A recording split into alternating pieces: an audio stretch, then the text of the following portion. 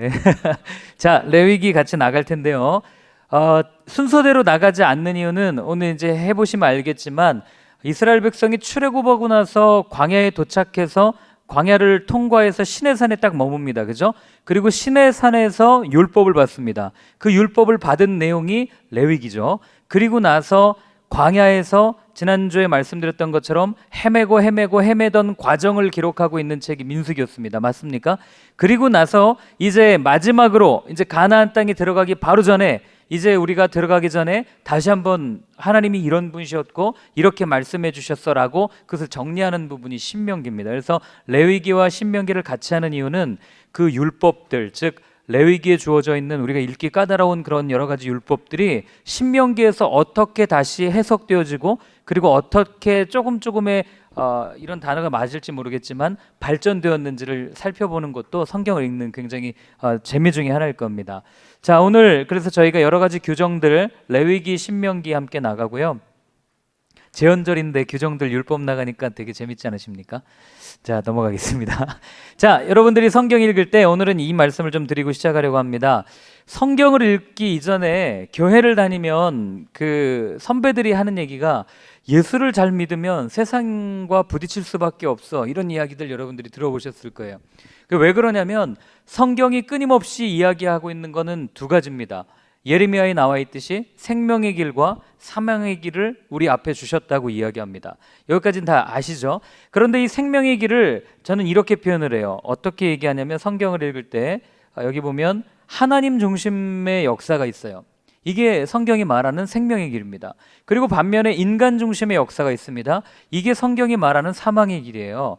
물론 제가 첫 시간에 말씀드렸지만 세상을 바라볼 때 무조건 이분법적으로 바라보는 것은 그렇게 썩 건강한 태도는 아닙니다. 그렇죠? 선과 악으로 나누어서 얘는 선하고 얘는 악한 거야 라고 우리가 규정 지어버리면 그거는 하나님만이 하실 수 있는 거지 우리가 할 수 있는 게 아니거든요. 우리가 이걸 놓치면 그 흔히 얘기하는 좌냐 우냐 이걸 가지고 싸우는 거예요. 교회들이 좌가 옳다 우가 옳다. 그런데 그 기준은 하나님만이 내리실 수 있거든요. 어느 것이 선하고 악한가. 근데 우리가 그 기준을 가지고 판단해 버리기 시작하면 우리는 선악과를 먹은 그 죄의 이 결과를 그대로 답습하면서 사는 거죠. 선악과를 먹은 결과가 뭡니까? 내가 하나님처럼 된 거예요. 하나님이 심판자죠. 그러니까 내가 내 기준을 가지고, 하나님의 기준도 아닙니다, 내 기준을 가지고 하나님의 말씀을 잣대로 사람들을 정죄하고 비난하고 판단하는 게 선악과를 먹은 결과라는 거죠. 그런데 성경이 우리한테 이야기하는 건 뭐냐면 이분법적으로 사고하는 게 아니고 그냥 우리는 사랑하면 된다, 이걸 이야기합니다. 그러나 성경이 큰 흐름 속에서 말하고 있는 맥락은 생명의 길과 사망의 길이라고 하는 어떻게 보면 이분법적인 그런 사고를 또 동시에 이야기하고 있는 거예요. 여러분들 잘 보셔야 되는데, 자, 그러면 성경이 말하고 있는 이 두 가지 흐름은 무엇인가? 첫 번째는 뒤에 그림 보이십니까? 뭔지 혹시 아십니까? 원형 경기장은 아니고요. 이게 그 바벨탑을 그려놓은 겁니다. 성경 이미 창세기에서부터 제시되고 있는 바벨탑을 따른 길, 더 쉽게 얘기하면 그 앞에 있었던 가인의 길을 따랐던 사람들이 만들어 놓은 결과가 바로 이 바벨탑입니다. 바벨탑은 끊임없이 하나님을 대적하기 위해 만들었던 문화예요. 그래서 이들은 역청을 바르고 벽돌을 굽고 쌓으면서 뭐라고 얘기하냐면 우리가 하나님과 같이 높아지자, 이런 목적을 가지고 쌓은 게 바벨탑입니다. 그러니 이들의 삶의 목적 또는 이들의 어떤 신앙의 목적, 신앙의 목적이라고 말하면은 좀 그렇겠지만 이들의 어떤 삶의 목적은 결국 하나님과 같이 되고 싶어하는 가인의 그 길을 따르는 그 맥락이 그대로 쭉 이어지는 거죠. 이게 어디까지 이어지냐면 성경에서 출애굽기에 애굽이라고 하는 나라에까지 이어지고, 그리고 나중에 바벨론, 아수르, 바벨론, 그리고 그리스, 로마, 그리스 다 이어지는 거예요. 그래서 성경이 말하는 세상의 큰 나라들, 강대국들, 이런 나라들의 뭐라고 표현하냐면 인간이 만들어 놓은 문명 물질이라고 이야기할 수 있겠죠. 이것이 결국은 인간 안에 내재된 종교성의 표출이고 인간 안에 내재된 탐욕의 표출로 보고 있는 게 성경입니다. 그렇기 때문에 성경에서는 끊임없이 가인의 길을 벗어나라고 얘기해요. 그 가인의 길을 따랐던 게 따라서는 안 됐지만 따랐던 사람이 누굽니까? 남유다와 북이스라엘의 그 악했던 왕들입니다. 그들을 다른 말로 여로보암의 길을 따랐다라고 그렇게 이야기하고 있습니다. 그게 뭡니까? 여전히 하나님을 섬겨야 될 하나님의 백성들이 하나님을 섬기는 게 아니라 강한 힘을 의지해서 강대국들을 섬기고자 했던, 강한 나라를 의지하고자 했던 그 인간의 어떤 그런 본능이 그대로 투영된 문화가 바로 이런 문화죠. 그래서 하나님은 이런 문화를 타파하시고, 그게 바벨탑 사건이거든요. 하나님 완전히 부셔버리잖아요. 그렇게 하시고 나서 계속해서 끊임없이 말씀하시는 게 뭡니까? 세상의 문화를 만들어가는 인간의 죄된 본성에 대주되어서 하나님께서 선택된 하나님의 백성들을 선택하시고 그 사람들로 하나님을 따르는 문화를 만들게 하시고, 하나님을 따르는 그 문화를 우린 예배라고 그러는데요, 그 예배의 삶을 따르게 하시고 결국에는 세상의 흐름이 아닌 하나님 중심으로 살아가는 삶의 방식을 말해주고 있는 게 성경에서 이야기하고 있는 삶의 방식입니다. 그러니 여러분, 그 창세기 할 때 말씀드리지 않았습니까? 노아의 방주 만들 때 한번 생각해 보세요. 이게 어마어마하게 크잖아요 지금. 근데 이거 만들 때 사람들은 노아한테 얘기했을 거라고요. 완전 정신 나간 사람이구나, 그렇죠? 배는 바다에 만들어야죠. 왜 산 꼭대기에 만들고 난리야, 이런 얘기 안 했겠습니까? 이게 어린 아이들에게 들려주는 성경의 이야기라고 생각하지 마시고요, 오늘을 살아가는 우리에게 주어지는 이야기라고 한번 생각해 보십시오. 많은 사람들이 우리한테 물어요. 십자가 본다고 뭐 해결돼? 예수 믿는다고 뭐가 해결돼? 아니 오른뺨 맞으면 왼뺨 대고 손해보라는 삶이 말이나 돼? 세상은 끊임없이 경쟁을 이렇게 따르게 만들죠. 그리고 내가 이 앞에 있는 누군가보다 더 잘나야 돼요. 얘를 이기기 위해서 나는 영어 단어를 하나를 더 외워야 됩니다. 그리고 영어 단어 하나 더 외운 사람이 나중에 잘 사는 그런 이야기 듣잖아요. 물론 통계가 그렇지 않습니까? 더 좋은 대학에 나와야 더 잘 살 확률이 높아요. 그러니 부모님들이 자녀에게 죽도록, 특별히 대한민국에서 성공하는 길은 한 가지, 공부하는 것밖에 없다, 이래가지고 그렇게 공부시키는 거 아닙니까? 그런데 하나님의 방법은 그렇지 않단 말이죠. 하나님은 너 경쟁을 통해서 누군가를 짓밟고 네가 우두머리가 되어서 네가 원하는 삶을 살아, 이게 하나님의 방법이 아니에요. 하나님은 너 쟤한테 져도 돼, 그러나 쟤 사랑하면 돼, 이게 하나님의 방법이거든요. 그걸 그대로 이 땅에 오셔서 살아내신 분이 예수님입니다. 그 예수님에 대한 이야기들이 저희가 이번에 하는 구약, 이 복음과 하나님의 나라 관점에서 본 구약개론, 이 시간이거든요. 그래서 여러분들이 이 성경을 쭉 읽어 나가실 때 제가 이 단원들의 제일 마지막에 복음과 하나님의 나라 해가지고 이렇게 조금 정리해 드리는 게 있을 겁니다. 그걸 보시면서 그 안에 계시되어 있는 예수님의 모습을 여러분들이 보시고, 그리고 신약으로 넘어가서는 그 예수님이 우리에게 무엇을 요구하시고 어떤 것을 말씀하셨는가, 더 나아가서 그러면 그 말씀으로 오늘 우리는 어떻게 살아야 되는가를 고민할 수 있는 그런 성경 강좌 시간이 되면 훨씬 더 유익한 시간이 될 겁니다. 자, 넘어가겠습니다. 그래서 항상 주님은 우리한테 말씀하세요. 선택권을 너희에게 줄 테니 어떤 길을 따르든지 따르고 싶은 대로 따라라. 대신 그 결과는 누가 집니까? 내가 지는 거죠. 이따 말씀드리겠지만 자유의지를 왜 줘가지고 말이야 하나님이요, 그죠? 그냥 하나님 딱 따르게 만들면 되죠. 자, 넘어가겠습니다. 레위기 배경 설명드리겠습니다. 강의 하나 한번 보시고요. 자, 출애굽한 이스라엘 백성이 3개월의 광야길을 걸어 시내산에 도착합니다. 그곳에서 하나님은 이스라엘을 만나고, 그리고 여러 가지 규정들, 우리가 알고 있는 노모스라고 하는 율법들을 주십니다. 이 시내산에서 언약을 맺는 과정을 결혼식에 비유할 수 있습니다. 왜냐하면 이 율법이라는 본질이 하나님의 신부로서 가져야 될 마음가짐이나 태도를 말해주는 것이 율법의 본질이기 때문에 그래요. 그러니까 율법은 이걸 지키고 안 지키고가 아니라, 율법을 지킨다는 말은 내가 하나님께 더 가까이 나간단 말이고 하나님과 끊임없이 관계를 지속한다는 말이거든요. 그래서 결혼에 비유할 수 있다는 것 여러분들이 기억하셨으면 좋겠고요. 그리고 시내산 아래에 9개월 동안 이렇게 머물면서 9개월 동안 있었던 역사적 기록이 출애굽기라면 그곳에서 나누었던 내용이 레위기다라는 것을 기억하셨으면 좋겠습니다. 그래서 제목은 그가 부르셨다라고 하는 베이크라라는 단어입니다. 베이크라, 그가 부르셨다. 그래서 우리는 레위기 하면 율법, 제사에 대한 책 이렇게 생각하지만 그게 아니고 그가 부르셨다, 부르심에 관한 책입니다. 왜 부르셨겠어요? 하나님께서 깨어진 사람과 하나님 사이를 회복하기 위해서 부르신 사건이 바로 레위기이기 때문에 그렇습니다. 그래서 레위기의 전반적인 내용은 사람이 어떻게 하나님께 나아가는가, 여기에 초점을 두고 있어요. 그래서 레위기 읽다가 갑자기 10장에 불쑥 나답과 아비후가 제사 드리다가 죽는 거 보고, 야, 하나님 너무하네, 처음 드린 제사 실수했다고 이렇게 죽이시나, 이렇게 표현할 수 있지만 거꾸로 생각하면 하나님 앞에 나아가는 방법이 이 죄를 가진 인간으로서는 쉽지 않다는 것을 그만큼 이야기해주고 있는 겁니다. 자, 넘어가겠습니다. 저자는 모세입니다. 성경은 모세라고 이야기를 하고 있고요. 그래서 여기 보시면 웨이크라 그가 부르셨다, 뭐 70의 영이라고 부르는 성경책에서는 레위인에게 속한 레위인들의 기록, 레위인들을 위한 책이라고 이렇게 되죠. 근데 레위인들 중에서 나중에 누가 나오죠? 제사장이 나옵니다. 이 책을 잘못 이해하면 레위인들, 성전에서 일을 했던 사람들을 위한 책이니까 오늘날로 얘기하면 이건 목회자들이나 읽으면 되겠지라고 생각하지만 이게 큰 오해입니다. 왜냐하면 이미 신약에서 베드로서를 통해서 우리한테 말해준 건 뭐예요? 너희는 왕 같은 제사장이여라고 말하고 있지 않습니까? 즉 예수를 그리스도로 고백하는 저와 여러분들은 하나님 보시기에 이미 제사장인 거예요. 그렇기 때문에 우리가 서 있는 직장, 우리가 서 있는 뭐 학교, 우리가 서 있는 가정 어디서나 우리는 하나님께 예배를 드릴 수 있는 제사장인 거죠. 그렇기 때문에 레위기는 레위인들을 위해서 기록했고 레위인들을 위한 책이지만 오늘로 얘기하면 우리 자신을 위한 책이라고 보시면 되겠습니다. 레위기 굉장히 중요한 책입니다. 레위기를 이해하지 못하면 신약에 넘어가서 히브리서 이해하기 어렵습니다. 레위기 오늘 잘 한번 이해하셨으면 좋겠습니다. 자, 넘어가겠습니다. 그 이번에 배경을 보시면은요, 하나님이 이집트에서 이스라엘 백성을 빼내는 데는 딱 하루 걸렸습니다. 맞죠? 출애굽기 12장의 6월절 사건을 통해서 장자들을 다 쳐서 없애고 그리고 빼내는 데는 하룻밤이면 충분했는데 문제는 그들의 마음 안에 있는, 그들의 생각 안에 있는, 그들의 마음 안에 있는 세속적인 이 애굽의 때를 벗기기 위해서는 하루 가지고는 불가능했습니다. 그래서 여러분들이 잘 아는 것처럼 40년, 아니 어쩌면 그 이상의 시간이 필요했어요.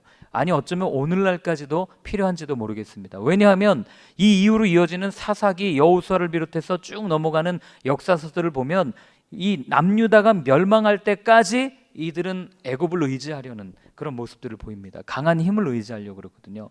하나님은 어이가 없는 거죠. 하나님이 만들어서 하나님께서 허락해 주신 힘을 사람들이 그걸 매달리는 거예요. 더 쉽게 얘기하면 하나님 손에 들린 선물을 보고 하나님을 보지 않는 거예요. 근데 하나님이 이 선물을 마음에 드는 누구에게 줬어요. 그러니까 이 사람이 어떻게 하냐면 하나님이 준 거잖아요. 그럼 하나님을 봐야 되는데 하나님을 보는 게 아니라 이 선물을 가지고 있는 그 사람을 보고 있는 거예요. 도둑놈이죠. 쉽게 얘기하면 도둑심보죠. 뭐 오늘날 그러잖아요. 예를 들면 다이아 반지를 꼈는데 이 사람이 나를 좋아하는 게 아니라 다이아 반지를 좋아하다가 그리고 이 다이아 반지가 다른 사람한테 하니까 또 그 사람을 좋아하는 이런 말도 안 되는, 지금 제가 말도 안 되는 일을 얘기하고 있는 거잖아요. 우리 그런 사람 보면서 속물이라고 그러고 막 욕하잖아요. 그런데 이스라엘이 그런 일을 했다는 겁니다. 하나님 손에 들려있는 선물에 눈이 멀어서, 하나님 손에 들려있는 그 힘에 눈이 멀어서 이들은 끊임없이 아수르를 의지했다가 바벨론을 의지했다가, 나중에 역사서 할 때 말씀드리겠지만 마지막 북이스라엘과 남유다가 멸망한 이유는 친애굽 정책이냐 친바벨론 정책이냐, 친애굽 정책이냐 친아수르 정책이냐, 더 얘기하면 전통적인 강대국을 의지할 거냐 아니면 신흥 강국을 의지할 거냐, 이거 가지고 장난질하다가 죽는 게, 이 멸망하는 게 북이스라엘과 남유다 역사거든요. 동일하게 오늘 우리에게 이야기할 수 있는 거죠. 과연 우리는 우리 몸에 있는 이 세속적인 강한 힘을 의지하려고 있는 이 속물적인 근성을 우리는 빼고 있는가? 이게 어쩌면 그리스도인의 하나의 그리스도인됨의 기준이 될지 모르겠습니다.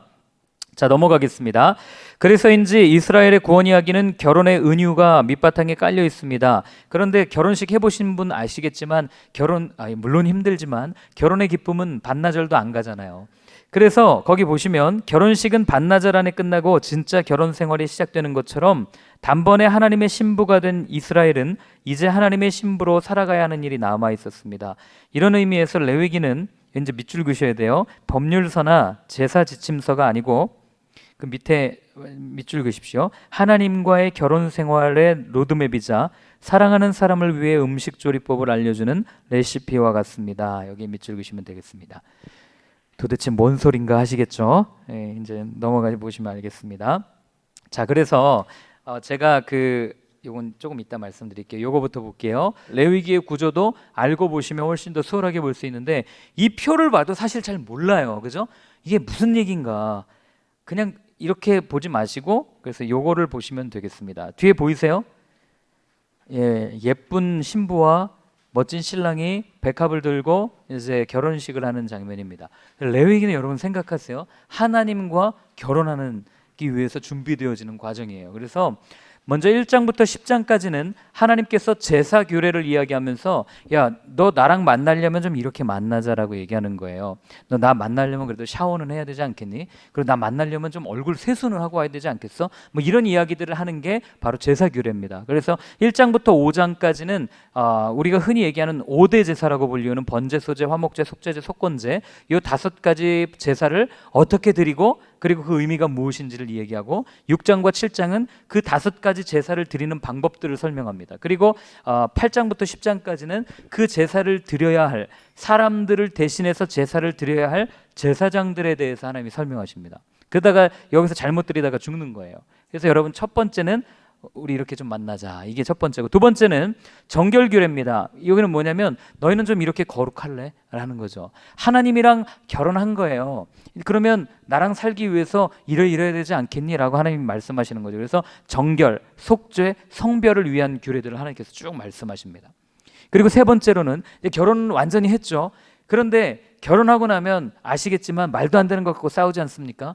왜 치약을 끝에서부터 짜냐? 중간부터 짜라. 수건은 왜 젖은 부분은 그건 세탁기에 넣지? 아유, 제 삶을 얘기하는 것 같은데. 양말은 좀 이렇게 뒤집어서 놔라. 뭘 그걸 구겨서 꼭 그렇게 놓냐? 빨기 힘들게. 뭐 이렇게 얘기하지 않아요?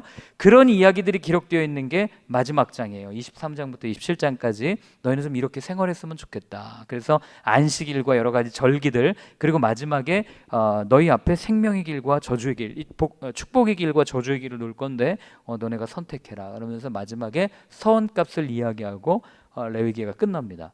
레위기는 전반적으로 나랑 살자라고 하는 하나님의 이 프로포즈라고 보시면 됩니다. 예, 별로 안 어려우시죠?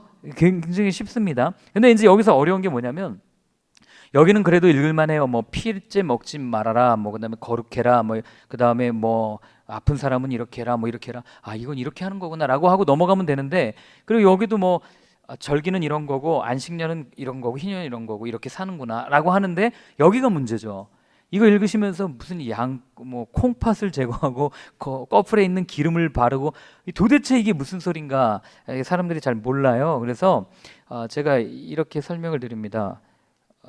자 여기 먼저 보시면은요 여기 이제 요리광자죠. 자 요리광자를 들어가겠습니다. 하나님이요 너무나도 신기한 건 이 레위기에 나오는 많은 이 제사법은요 이 제사에서 바친 이 음식을 누가 먹는지 알아요? 제사장들이 먹거든요. 그러니까 하나님은 사랑하는 자기를 섬기는 제사장들이 먹을 수 있는 음식을 안전하게 먹을 수 있도록 얘기해 주신 게 레위기 1장부터 5장까지 나오는 그 많은 이 절차들이에요. 안 믿으시는데 한번 보겠습니다. 자, 먼저 요걸 한번 볼게요. 요걸 기억하시면 돼요. 자, 성경에는 5가지 제사가 나옵니다. 5대 제사. 이 제사법은요, 거기 적혀 있는 것처럼 제사 목적에 따른 구분이에요. 여기 나와 있죠. 제사 목적에 따른 구분. 그래서 자원해서 드리냐, 아니면 의무적으로 드려야 되느냐, 이거에 대해서 요 밑에 있는 두 가지는 의무제예요. 속죄제와 속건제는 의무제입니다. 반드시 드려야 돼요. 왜냐하면 요 두 가지는 죄를 지었을 때 드려야 하는 제사이기 때문에 그렇습니다.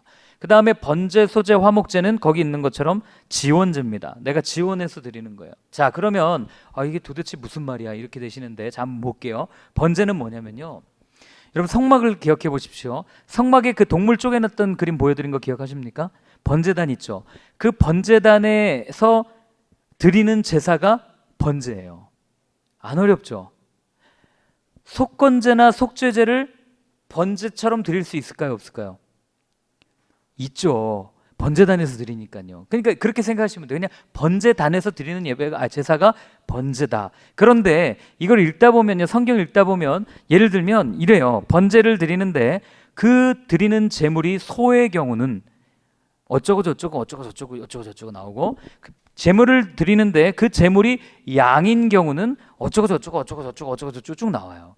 이게 무슨 얘기냐면 재물에 따라서 드리는 방법이 조금씩 달라요. 근데 소, 양, 염소는 거의 비슷합니다. 이렇게 생각하시면 돼요. 하나님이 먹기 좋은 등심과 안심과 이런 거는 불에 잘 구워서 제사장들이 먹을 수 있도록 해줬고, 그 다음에 여러분들 그 광야 생활을 하는데 그 콩팥이라든지 우리나라 막 그 내장 먹는 것처럼 이런 거 먹으면 얼마나 비위생적이겠어요. 그리고 하루만 놔둬도 이게 금방 부패할 거 아닙니까? 그러니까 어떻게 합니까? 그걸 못 먹게 한 거예요.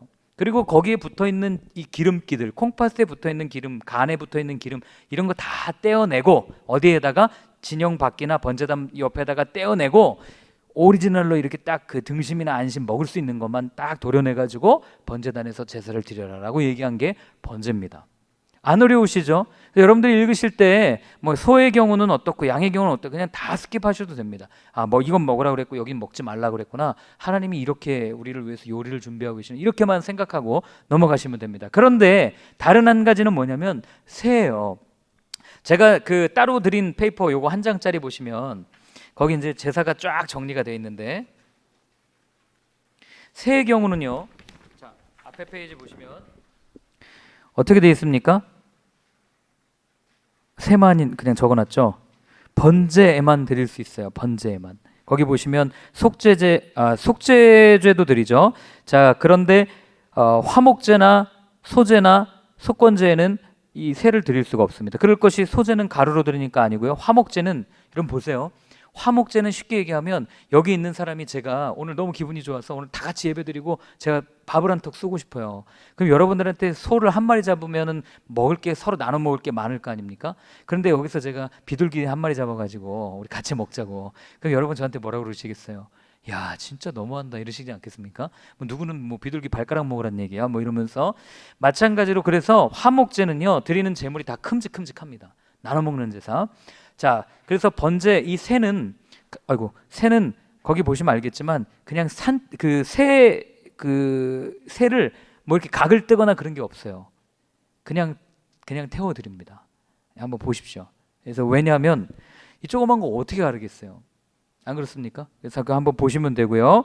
자, 그 다음에 소제는 우리 그 가루를 가지고 불에 태워드리는 화제의 종류예요. 얘도 화제죠, 사실. 번제단에 불 피우니까요.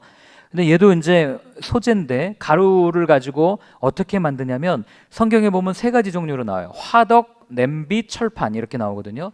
이게 또 되게 어려워해요. 근데 여러분 이렇게 생각하시면 돼요. 제가 밀가루 반죽을 해가지고 비가 와서 이렇게 파전을 좀 먹고 싶어요. 그럼 어떻게 하겠습니까? 철판에 기름 두르고 밀가루 반죽 쫙 붙여가지고 파 뒤집어가지고 싹 구워서 먹을 거 아닙니까? 이게 철판에서 드리는 철판 제사예요. 가루를 반죽해가지고 철판에서 그렇게 구웠다고요. 이해되십니까? 근데 또 이걸로 안 돼요. 목이 좀 이렇게 뭔가 답답해서 안 되겠다. 남은 밀가루로 수제비를 좀 끓여 먹어야겠다. 그래서 냄비에다가 이 밀가루 뚝뚝뚝뚝 떼가지고 감자 넣고 호박 넣고 양파 넣고 해서 수제비를 끓여 먹어요. 그럼 이게 뭐예요? 탕이죠. 그게 여기 냄비에 드리는 제사예요.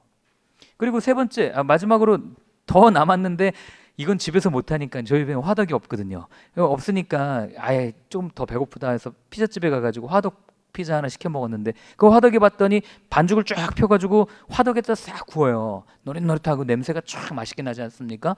그렇게 만들어서 드리는 음식으로 드린 제사가 화덕으로 드리는 제사입니다.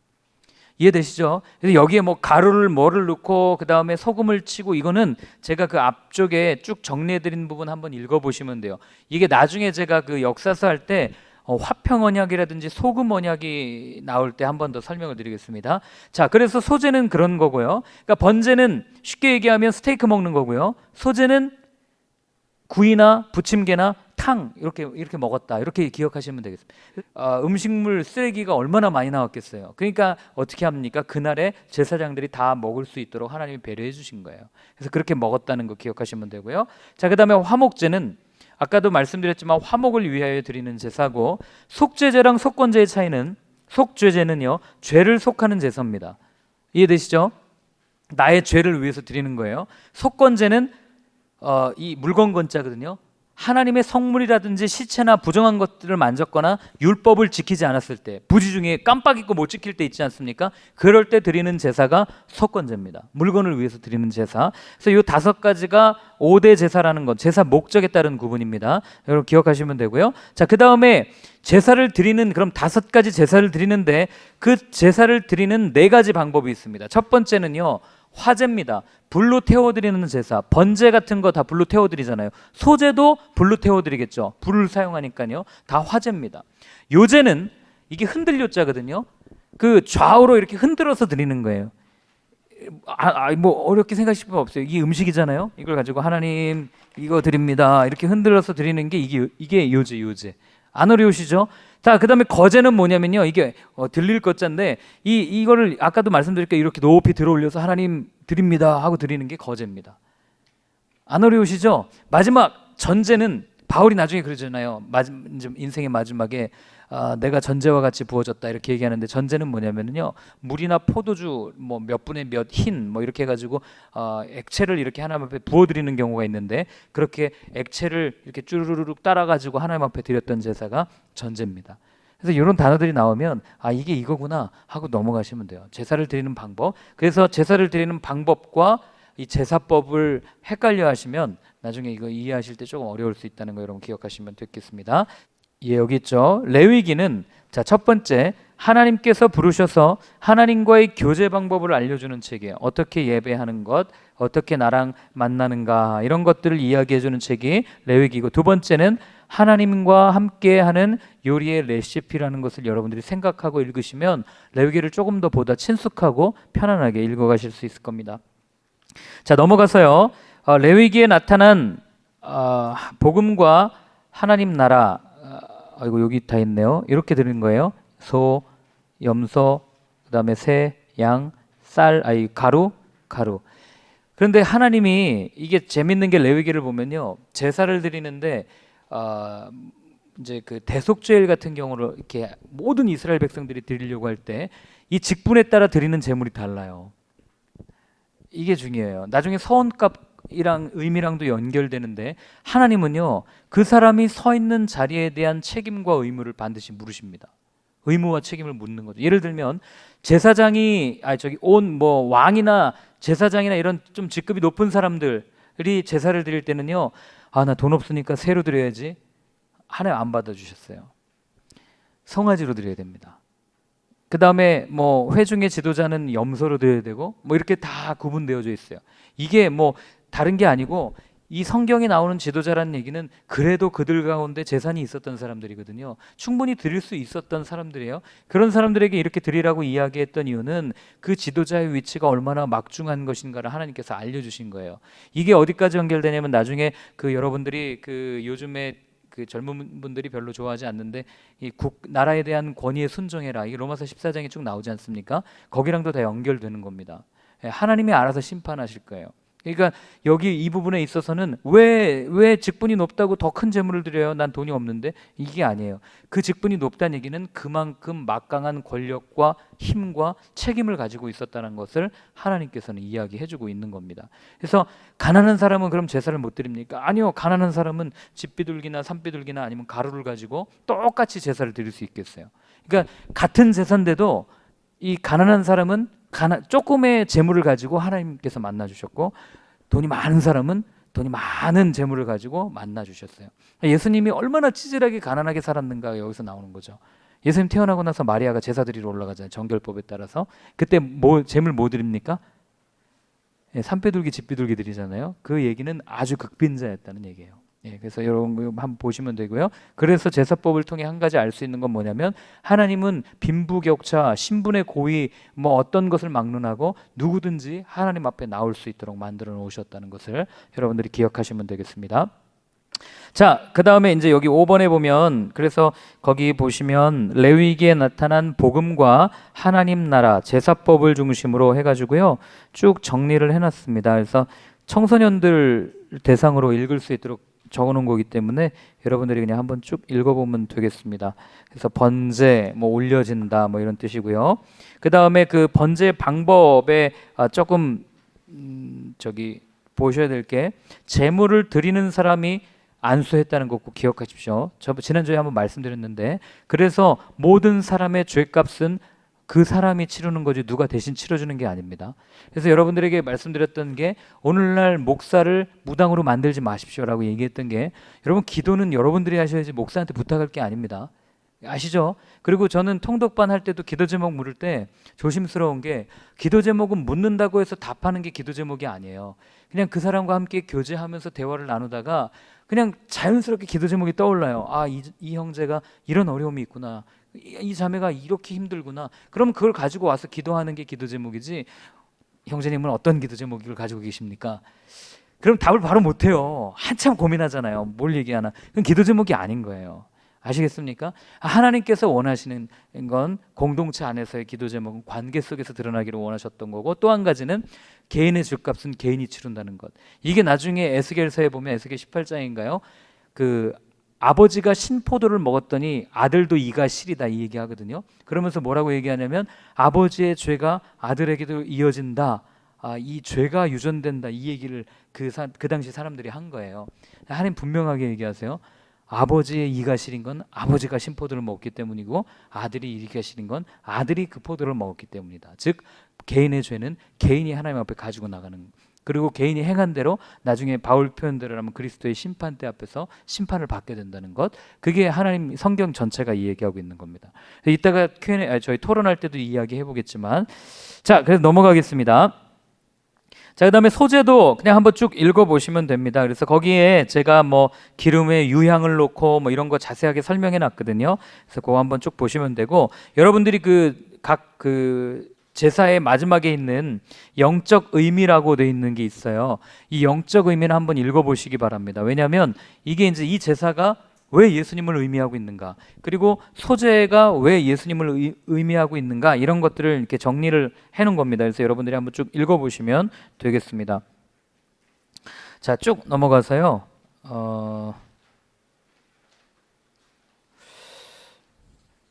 자, 그다음에 속죄제와 거기 5페이지에 속죄제 4번을 보면요, 요거를 조금 헷갈려 하셔서 제가 집어드리고 넘어가겠습니다. 속죄제와 속건제의 차이는 무엇입니까? 일단 단어적으로 보면 죄를 속하는 제사죠. 맞습니까? 그리고 속건제는 물건을 때문에 드리는 제사예요. 맞죠? 그래서 여기 보시면 둘 다 범죄에 대한 용서를 위한 게 이 두 제사의 목적입니다. 죄를 지었으니까 드리는 건데, 그러나 이 두 제사의 근본적인 차이는 무엇이냐면, 거기 있는 것처럼 범죄의 성격적 차이로서 속죄제는 하나님께 죄를 범한 사람이 드렸던 제사, 그리고 율법을 범한 죄를 위한 제사였던 반면에 속건제는 인간에게 죄를 범한 죄, 즉 도덕적인 범죄에 대한 대속의 의미를 갖고 있는 거예요.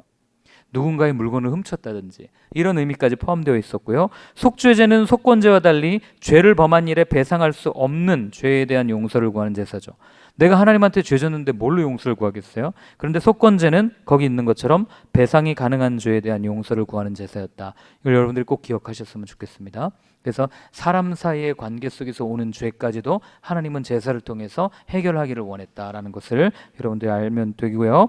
자, 그 다음에 속건제 쭉 넘어가셔가지고요. 자, 이제 참고 자료인데, 이제 출애굽기 마지막에 보면, 저희 레위기 마지막에 보면 마지막이 아니죠. 성결법전이라고 불리우는 내용을 쭉 읽다 보면 이스라엘이 지켜야 할 7대 절기가 나옵니다. 그 중에 제가 두껍게 해놨는데, 무교절, 오순절, 초막절은 이스라엘 남자라면 1년에 한 번씩 예루살렘에 가서 꼭 제사를 드려야 했던 3대 절기예요. 이거 안 지켰다가 남유다가 그렇게 호되게 혼난 겁니다. 그런데 그 역사서 읽어보시면 알겠지만, 히스기야 때도 그랬고 요시야 때도 그랬고, 성경이 뭐라고 기록하냐면 모세 이후에 또는 사무엘 이후에 유월절을 지킨 적이 없었다라는 표현들을 여러분들 읽어보셨던 적이 있을 겁니다. 그 얘기는 뭐예요? 그만큼 하나님의 말씀이 나라가 세워지면서부터 완전히 흐지부지해지기 시작해졌다는 것을 그대로 이야기해 주는 거죠. 자, 그래서 여기 보시면 출애굽기 23장, 레위기 23장, 민수기 29장, 신명기 16장에 이스라엘의 7대 절기가 나오는데, 첫 번째는 1월 14일입니다. 유월절이죠.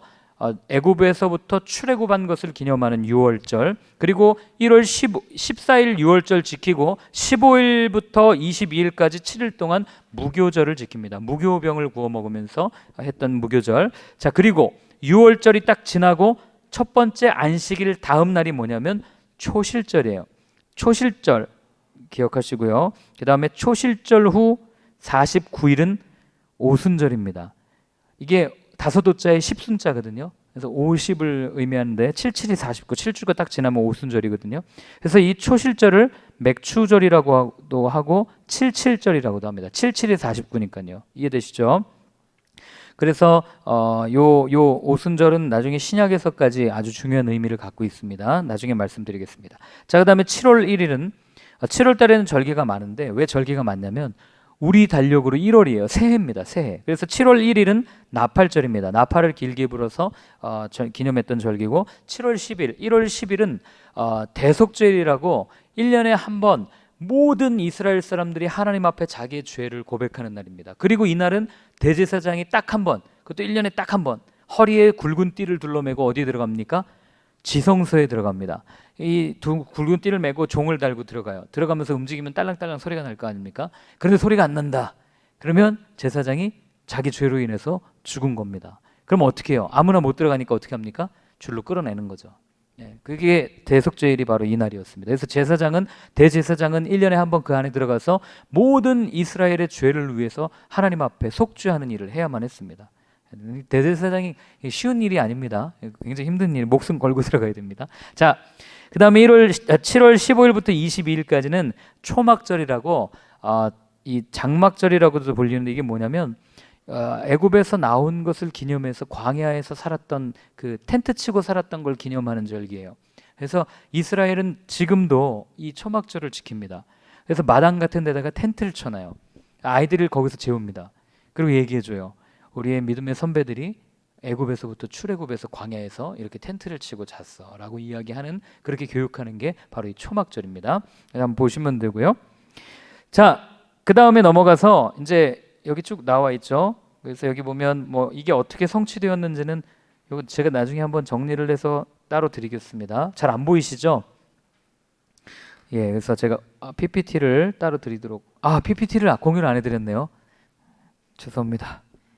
깜빡했습니다. 제가 지금 바로 해드릴게요. 그래서 이거 한번 보시면 될 것 같습니다. 자, 그 다음에 이제 레위기 마지막에 뭐가 나오냐면요, 이 서원값이 나옵니다. 하나님께 서원을 드렸는데 이 서원을 물을 수 있는 그 값이에요. 그러니까 쉽게 얘기하면 하나님이랑 약속을 했는데 도저히 지킬 수 없을 것 같을 때 하나님 앞에 내었던 돈이 바로 이겁니다. 그래서 뭐 5세겔, 20세겔 연령별로 다르거든요. 이걸 보면서 뭐 얼마 안 하네 뭐 이렇게 이야기할 수 있지만, 그러나 이걸 우리나라 돈으로 환산하면 이 정도 됩니다. 그래서 20세부터 60세의 그 남자 같은 경우는 한번 서원을 물리려면 83만 원의 돈을 내야 됐습니다. 적지 않은 돈이죠. 오늘날도 적지 않은 돈입니다.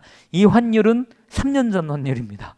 3년 전 환율로 금액값을 계산했을 때 83만 원이니까 지금 금값이 올랐으니까 조금 더 내겠죠. 그래서 이 정도 돈을 냈다. 그래서 이걸 통해서 하나님이 말씀해 주시는 건 뭐냐면 하나님과 하는 약속을 절대 가볍게 여기지 말라는 겁니다. 그만큼 하나님께 한 약속에 대해서는 책임감을 가지고 지켜라라고 하는 것들을 이렇게 이야기를 해줍니다. 이게 지켜졌을까요? 안 지켜졌을까요? 성경이 뭐라고 기록하는 건 없습니다. 안 지켜졌을 것 같아요. 왜냐하면 제 자신을 봐도 그래요. 제가 하나님 앞에 서원하거든요. 하나님 이번에 이거 해주시면요, 이러면서 얼마나 많이 약속합니까? 얼마나 많이 깨요. 근데 그 깬 거에 대해서 한 번도 헌금을 낸 적이 없거든요, 저는. 그러니까 이걸 볼 때 그냥 넘기지 않았을까. 그럼에도 레위기에 이렇게 율법처럼 말씀해주고 계신 이유는 하나님과의 약속을 가볍게 여기지 말라는 그 말씀을 하는 겁니다. 자, 그래서 예수님 나중에 오셔서 그러죠. 어디로도 약속하지 말라고. 그 이유가 여기에 있는 겁니다. 자, 이렇게 해서 레위기를 끝냈습니다. 자, 그러면 요거 지난주 과제였죠. 아사셀 염소, 레위기 16장에 나오는데 그 대속죄일에 염소 2마리를 잡죠. 양 하나를 잡고 염소 2마리를 이렇게 하는데, 한 마리는 어떻게 하냐면 그냥 그 어디죠? 제단 앞에서 죽이고 남은 염소 한 마리는 그냥 광야로 내보냅니다. 그렇죠? 이 내보내는 의미가 뭐라고 혹시 찾아보신 분 있으십니까? 다른 짐승에게 먹혀 죽도록 광야에서 죽게 내비둔다. 그죠? 예, 그게 아사셀 염소인데 왜 이 말도 안 되는 이해되세요? 아니 그냥 제단에서 드리면 되지 왜 굳이 이거를 아사셀을 이걸 해가지고 말해요. 불쌍하잖아요. 염소 나가다가 그 죽으면 어떡하나. 그냥 내 손으로 죽이는 게 낫지. 그럼 고기라도 먹을 수 있는데 이런 생각하면서 보냈을 거 아닙니까? 근데 아사셀은 사라지는 염소라는 뜻을 가지고 있는 단어인데 이거 왜 보냈냐면 여기 있는 것처럼 불의와 죄를 짊어진 또 다른 한 염소가 우리 눈에서 사라져 볼 수 없게 된 것처럼 하나님과 우리 사람 앞에서 죄가 우리로부터 떠나간 거예요. 광야로 내어보낸 겁니다. 이해되십니까? 그러니까 내 눈앞에서 완전히 볼 수 없듯이 우리가 이렇게 하나님 앞에 제사를 드리면 하나님과 나 사이에 있던 죄가 아주 멀리 눈에서 보이지 않을 정도로 없어졌다는 것을 상징하는 게 아사셀 염소입니다. 여러분들 인터넷 찾다 보면 뭐 이제 이게 뭐 사탄에게 보낸 거다 뭐 이런 얘기들도 있거든요. 그거는 그냥 한번 참고해 주시면 됩니다. 더 중요한 의미는 여기 있는 것처럼 내 눈앞에서 죄가 사라지는 그런 의미. 그래서 이게 이사야서에 보면 하나님이 그러거든요. 제발 너네 나랑 와서 좀 토론 좀 해보자. 너의 죄가 아무리 주홍 같을지라도 눈과 같이 희게 될 것이요. 그게 여기에서 나오는 의미입니다. 쭉 그렇게 없어지는. 그래서 그거를 한번 생각하시고 이제 레위기 읽으시면 이렇게 되겠구나. 그래서 레위기 전체 주제가 아까 하나님과의 관계라고 그러지 않았습니까? 예배잖아요. 하나님과의 예배의 필수 조건은 뭐냐면 죄의 회개입니다. 그래서 제가 가끔 그런 얘기 하는데 그래서 칼빈이나 이런 사람들이 예전이라고 하는 예배 순서를 짤 때 제일 처음에 꼭 넣었던 게 뭐냐면 죄를 회개하는 시간을 서로 가졌어요. 침묵으로. 죄의 사함이라고 왜 종 땡 치고 목도한 다음에 조용히 한 주간의 죄를 고백하겠습니다. 이런 게 있었거든요. 근데 이제 현대 문화로 넘어오면서 이런 게 사라졌는데 왜냐하면 매일매일 회개한다는 전제 조건 하에 이제 그렇게 예배가 변질은 아니고 변해온 거죠. 그런데 더 정확하게라면 우리가 정말 그렇게 예배를 드리는 거에 어떤 의미를 둔다면 매 예배 앞에 또는 내가 예배당에 와서 앉아서 나의 한 주의 삶을 하나님 앞에 회개하면서 하나님 나의 죄를 용서해 주십시오라고 하는 시간이 반드시 필요하다는 겁니다. 왜냐하면 죄가 우리 사이에 가로막혀 있으면 우리가 하나님께 나아갈 수 없기 때문에 그래요. 하나님은 죄를 요만큼도 싫어하시는 분이세요. 그게 구약 성경이 말해주는 하나님의 속성입니다. 근데 언제부턴가 우리는 죄에 무뎌졌어요. 하나님의 사랑이라는 이름으로 그냥 그건 그냥 눈 감고 한번 회개하면 돼 이렇게 얘기해요. 그런데 여러분 그렇지가 않습니다. 다윗도요. 자기가 지은 죄를 하나님 나단 선지자를 통해서 들었을 때 어떻게 합니까? 밤새 통곡하잖아요. 이걸 하나님이 기뻐하시는 거예요. 그래서 시편 51편에 뭐라 그래요? 하나님이 기뻐하시는 구하는 제사는 마음이 상한 자가 드리는 제사다. 이런 게 거기 나오는 겁니다. 여러분들 꼭 기억하셔야 될 건 여러분들이 죄에 예민해지셔야 됩니다. 그래서 성화되어져 간다는 거는 다른 게 아니라 죄에 점점 예민해져 간다는 거예요. 그러니까 어제까지는 사실 거짓말하는 게 죄인지 몰랐어요. 내가 살기 위해서 거짓말했는데요. 그런데 말씀을 묵상하고 기도하면서 끊임없이 나 자신을 성찰하다 보면 말씀에 나를 비추다 보면 요만한 거짓말도 아주 큰 죄처럼 느껴지는 거예요. 자, 넘어가겠습니다. 신명기도 구약에서 어려운 책 중에 하나인 게 율법들을 많이 다루고 있기 때문에 그렇습니다. 그래서 이 페이퍼를 보시면은요, 출애굽 40년 11월 이제 시간이 훌쩍 뛰어넘었습니다. 출애굽한 지 40년이 지나고 모세는 이스라엘 백성들과 함께 요단 강가 모압 평지에 도착을 합니다. 이 모압 평지는 지도 머릿속에 그려보시면 알겠지만 가나안 땅으로 들어가기 여리고 바로 밑에 있는 모압 땅에 있는 평지입니다. 거기에서 120세가 된 모세는 이제 광야에서 태어난 출애굽 2세대들에게 설교했던 묶음을 기록해 놓은 게 신명기입니다. 그래서 신명기라는 이름은 두 번째 율법이라는 뜻의 듀테로노미온이라는 것을 따르는데 이 이름이 조금 오해가 되는 게 뭐냐면 두 번째 율법입니다 이런 단어들을 쓰거든요. 그러니까 두 번째 율법이라고 해서 우리가 그럼 첫 번째 율법과 두 번째 율법은 다른가? 모세가 처음 십계명을 받아서 황금 송아지에 던져버리고 두 번째 받은 율법은 좀 달랐나? 뭐 이렇게 생각할 수도 있거든요. 그런 의미가 아니라 여기 있는 것처럼 첫 번째 주신 말씀을 해설하고 요약해가지고 다시 한번 설명해주고 있는 게 신명기다라는 것을 여러분들이 기억하시면 되겠습니다. 자, 히브리어 원래 제목은요, 데바림이란 뜻인데 이것이 그 말씀들이다라는 뜻이에요. 그러니까 저는 그래서 신명기 하면 이걸 떠올리거든요. 데바림 이런 뜻인데 이걸 떠올려요. 가나안 생활 지침서라고 모세가 엄청나게 잔소리한 거죠. 다음 세대들한테 너 왜냐하면 모세는 눈앞에서 봤거든요. 1세대들이 하나님 말씀을 지키지 않고 죽는 걸 봤단 말입니다. 그러니까 모세가 볼 때는 얘네들은 죽으면 안 되는 거예요. 얘네들은 가나안 땅에 잘 들어가야 돼요. 그러니 얼마나 잔소리를 하겠어요. 이거 해서도 안 돼, 저거 해서도 안 돼. 광야에서는 이렇게 죽었고 이렇게 했다가 이렇게 죽었고 너희 믿음의 너희 엄마 아빠들이 이렇게 죽은 거야. 그러니까 너네는 절대 그러면 안 되라고 하는 가나안 생활 지침서를 말해주고 있는 게 신명기입니다. 그래서 신명기는 이 위에 저기 뭐 군대 가면 써 있잖아요. 훈련은 전투다 뭐 이렇게 써 있는데 이거 외치면서 막 뛰거든요. 훈련은 전투다. 훈련은 실전처럼 막 뛰거든요. 막 메고 돌고 막 이러는데 모세가 이렇게 훈련시킵니다. 그러면서 가나안 땅에 들어가기 위해서는 이렇게 해야 되고 이렇게 해야 되고 그리고 또 이렇게 해야 돼. 반복해서 얘기해요. 신명기는요. 읽다 보면 앞에서 했던 얘기가 뒤에 또 나옵니다. 그래서 뭐야 왜 굳이 두 번을 반복하지? 이러지만 이렇게 생각하시면 되죠. 정말 그곳에 들어가기를 원하는 모세의 마음이 가득 담긴 잔소리다 이렇게 생각하시면 되겠습니다. 자, 그 다음에 넘어가서요 2번 배경을 보시면 거기 써놨죠. 그런데 신명기에는 재미난 게 세 번째 줄을 보십시오. 과거를 비추어 봄으로써 오늘 어떤 자세를 취해야 할 것인가를 선택하게 하기 위함이었습니다라고 제가 기록해놨는데 모세가 신명기 1장을 시작하면서 그 모압 광야에 있는 그 다음 세대들에게 제일 먼저 하는 얘기가 뭐냐면 광야에서 있었던 과거 사건들을 하나하나 다시 다 얘기합니다.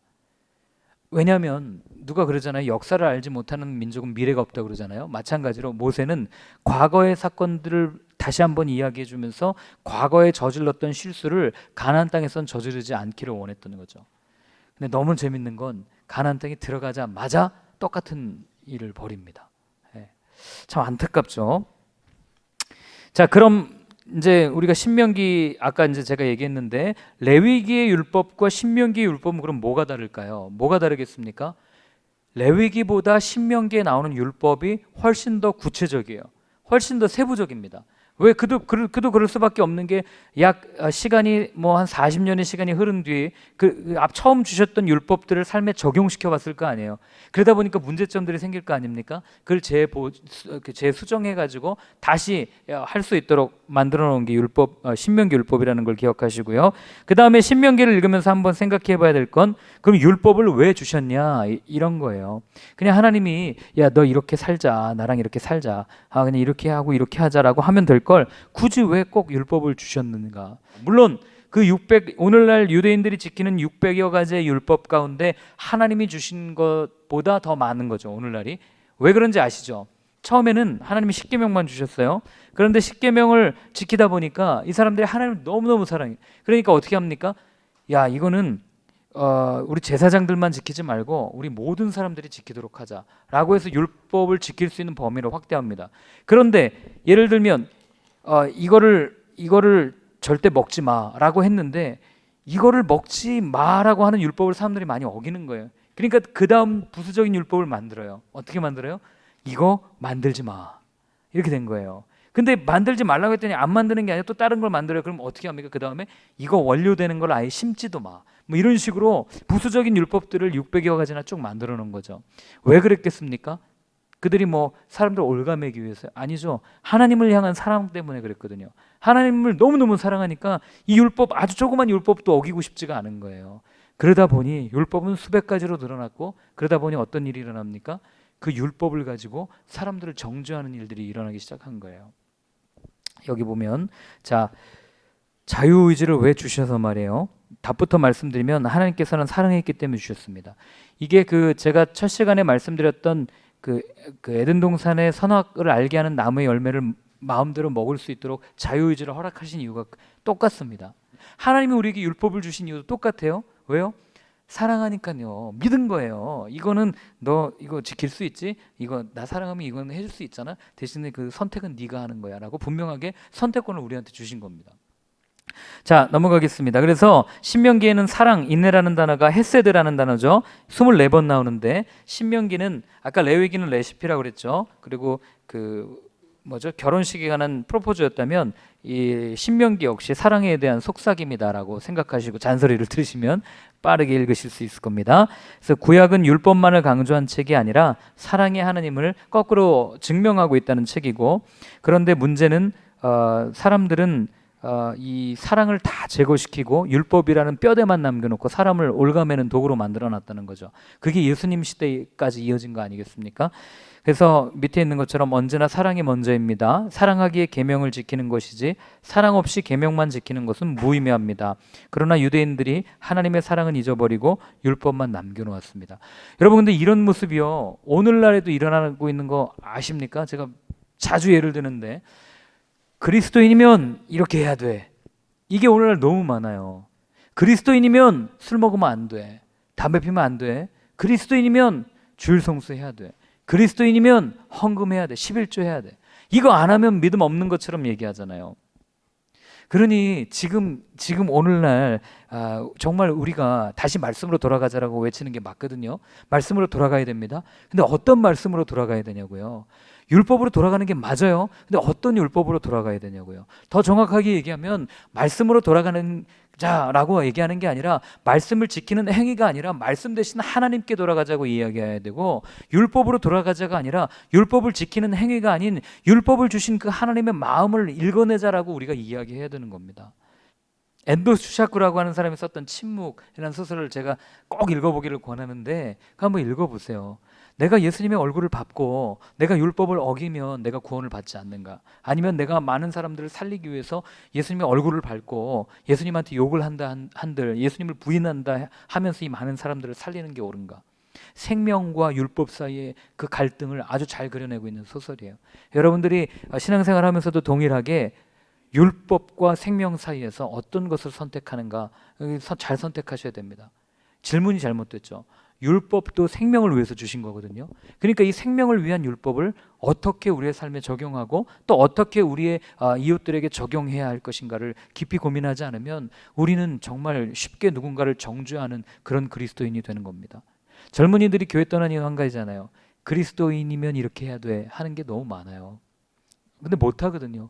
취업하기도 힘들어 죽겠는데 11조 안 하면 11조 하면 축복받는다 이런 설교를 들으니 시험 안 들고 배기겠습니까? 11조는커녕 난 지금 먹을 것도 없어가지고 편의점 도시락도 하나 못 사 먹는 그런 젊은이들이, 취업 준비생들이 그렇게 수두룩빽빽하게 많이 있는데 그런 사람들 앞에서 11조 안 하면 저주받는다, 이 말도 안 되는 소리들을 이렇게 해대고 있으니 저 같아도 교회 안 나올 것 같아요.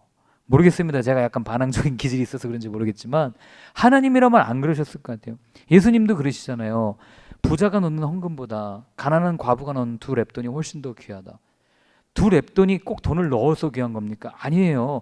마음 전부를 드렸기 때문에 예수님이 더 귀하다고 한 겁니다. 그렇다면 오늘날 동일하게 우리가 비록 주일 성수하지 못하고 우리가 비록 11조 드리지 못하고 우리가 비록 예배라고 불리는 이 예배 행위를 드릴 수 없지만, 그러나 내 마음을 정말 하나님께 내어드리고 매 순간순간 그 말씀대로 살려고 노력하고, 그리고 예수님이라면 어떻게 하실까를 그분께 물으면서 우리가 살아간다면 그 예수님이 원하시는 예배를 드리는 거 아니겠습니까?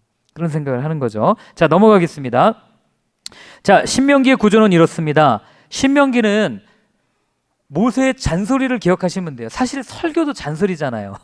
그죠? 하나님의 말씀은 아니고 그 모세의 잔소리가 3번 기록됐습니다. 첫 번째 설교, 두 번째 설교, 세 번째 설교. 근데 저는 설교라는 말보다 연설이라는 말을 좋아하는데 이것도 그냥 한번 보시면 되고요. 자, 이렇게 해석하시면 됩니다. 첫 번째 연설은 모세가 첫 번째부터 뭐라고 그럴까요? 회고하는 설교예요. 하나님께서 과거에 우리에게 어떻게 행하셨는가를 말하고 있는 게 모세의 첫 번째 설교입니다. 그게 1장부터 4장까지 쭉 나와 있는 거죠. 자, 그 다음에 4장 후반절부터 저 뒤에 있는 26장까지는 두 번째 설교인데, 이건 뭐냐면 오늘 우리에게 원하시는 것이 무엇이냐, 이거를 모세가 율법을 들어서 사건을 들어서 정확하게 설명합니다. 그러면서 얘기해요.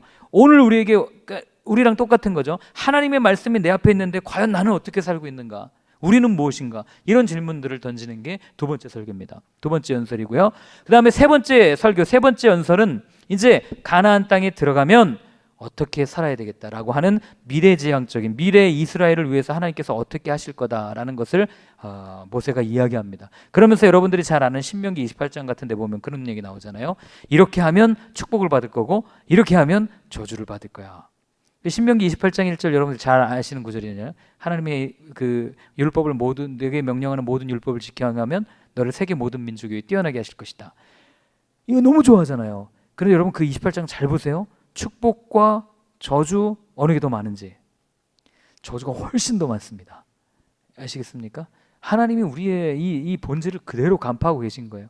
여러분 보시면 되고요. 그래서 마지막에 모세가 은퇴하고 고별사하고 모세는 그 땅에 들어가지 못하고 죽습니다. 네. 자, 그 다음에 여기 보시면 이게 이제 좀 재미나게 표현된 그림 신명기 보시면 되고요. 그래서 이것만 기억하시면 됩니다. 첫 번째 과거, 두 번째 현재, 세 번째 미래 이렇게 보시면 되고요. 그리고 요 가운데 그 모세가 가나안 정탐 사건이라든지 여러 가지 일들이 쭉 나오는 것들, 그리고 하나 더 중요한 게 이제 이거예요. 신명기는 레위기에서 주셨던 하나님의 약속을 갱신하는 역할을 합니다. 재계약하는 거예요. 그러니까 하나님이랑 맺은 약속이 얼마나 중요한지를 다시 한번 이야기하고 그 약속을 지키지 않은 너희 믿음의 선배들은 다 죽었어. 그러니까 너희들 지킬 거야 안 지킬 거야라는 협박이 아니라 이 약속을 지키면 축복이 올 건데 안타깝게도 우리의 선조들은 그 약속을 지키지 못해서 저주를 받았어. 너네들은 뭘 선택할 거니? 라고 모세가 묻는 게 바로 이 장면이에요. 그래서 신명기 제일 마지막에 보시면은요, 제가 그 4번에 신명기에 나타난 하나님 나라 이렇게 해가지고 정리해놨는데요. 이게 왜 이 언약갱신이라는 게 왜 중요하냐면 거기 이제 두 번째 문단 첫 번째 줄 신명기에서는 하나님의 백성으로서 하나님과 약속을 맺는 언약이라는 주제가 두드러지게 나타납니다. 자, 출애굽기에서는 신의 산에서 언약을 맺지만 신명기에서는 언약을 갱신하는 것으로 모압에서 맺습니다. 그래서 밑에는 그냥 읽어보시면 되고요. 자, 밑에서 두 번째 줄 보세요. 즉 현재 이루어졌으나 미래에서 완성되어져야 할 언약이 이들이 맺은 언약 갱신입니다. 이게 신명기 언약이 레위기 언약과의 차이점이에요. 더 쉽게 얘기하면 지금 하나님이랑 약속을 맺고 있지만 이 약속은 지금 이루어지지 않는다고요. 언제 이루어지냐? 미래에 이루어집니다. 아주 가까이는 가나안 땅에 들어가서 이루어질 거고요. 더 멀리는 우리가 계시록에서 말하고 있는 새 하늘과 새 땅이 이루어지는 새 예루살렘이 올 때 이루어진다. 그걸 얘기해주고 있는 겁니다. 그래서 그 밑에 두 문단 밑줄 그십시오. 이 언약들은 무엇을 말하는 걸까요? 하나의 목표인 이 땅에 임하는 하나님 나라에 대한 성취를 말합니다. 창세기의 족장 언약은 하나님 나라의 씨와 땅이 준비되는 것을 드러내고 출애굽기, 레위기, 민수기의 시내산 언약은 하나님 나라의 씨가 완성되는 것을 나타냅니다. 또한 신명기의 모압 언약은 그 땅의 완성을 이제 그려주는 거죠. 그래서 신명기가 말하고 있는 것은 하나님 나라의 완성입니다. 하나님 나라의 완성.